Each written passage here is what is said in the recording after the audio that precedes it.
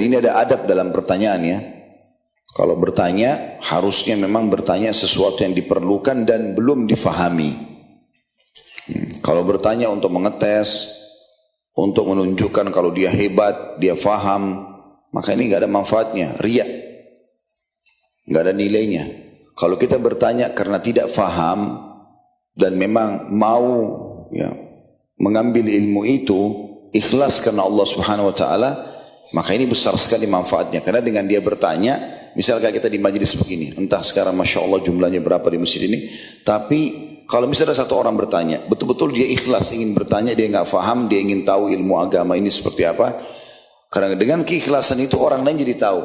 Anggap di masjid ini misalnya dari pertanyaan itu selain penanya mengamalkan tentang sholat malam misalnya, mungkin ada yang dengar dari sekian 500.000 orang yang hadir misalnya, 2 orang aja yang amalkan, maka dia panen pahalanya.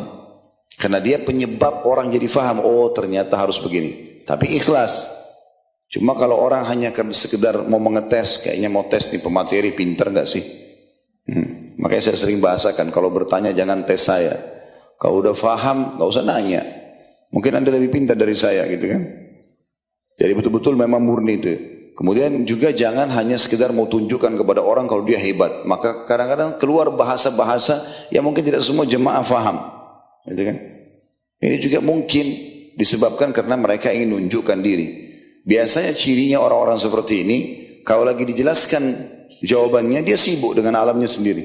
Sibuk dengan handphone, sibuk bicara sama temannya. Karena dia tidak butuhkan jawaban, dia hanya butuh menunjukkan ke orang-orang kalau dia bertanya. Tidak ada manfaatnya, jadi riak buat dia. Jadi ada adab dalam bertanya. Nah, para sahabat memberikan pelajaran kepada kita ridwanullahi alaihim. Mereka bertanya kepada baginda Nabi SAW hal yang belum difahami. Dan memang bagus untuk bertanya. Sampai pernah ada seorang wanita dari Ansar mengatakan, ya Rasulullah, namanya Asma radhiyallahu anha. Tentu ini Asma bukan saudarinya Aisyah radhiyallahu anha ajma'in, tapi Asma yang lain dari orang Ansar mengatakan, ya Rasulullah, sesungguhnya Allah tidak malu menjelaskan kebenaran dan saya butuh jawaban, apakah wanita juga mandi junub kalau dia mimpi? Maka kata Nabi SAW, iya, kalau dia mendapatkan kemaluannya basah. Ini sensitif, tetapi masalah agama. Kalau nggak ditanya nggak faham gitu kan. Dan akhirnya karena ketulusan Asma bertanya, sampai hari ini di buku-buku hadis dinukil. Dan sampai hari ini banyak muslimah memahami hukum itu. Dipelajari. Dan entah Allahu alam sampai kapan Allah menjaga ilmu itu, karena Allah akan angkat ilmu itu menjelang hari kiamat. Maka semua orang yang faham hukum karena pertanyaan Asma dapat pahala. Kan itu. Maka ini pelajaran penting gitu kan. Kalau kita bertanya memang penting. Bertanya itu akan menghilangkan kesesatan, akan menghilangkan sangka buruk dan seterusnya. Karena kapan kita tidak bertanya jadi masalah ini.